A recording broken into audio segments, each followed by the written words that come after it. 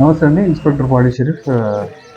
ఈరోజు మార్నింగ్ 10:30, 11 పాడి షరీఫ్ లిమిట్స్లో షాహీన్ బేగం అని 30 years ఉంటుంది. ఈమె అక్కడే రెంట్కుంటారు. ముగ్గురు పిల్లలు, భర్త కూడా సలీం అతను. ఇతను తాగి ఉంటాడు, ఎప్పుడు వైఫ్ తోటి గొడవ పడుతూ ఉంటాడు.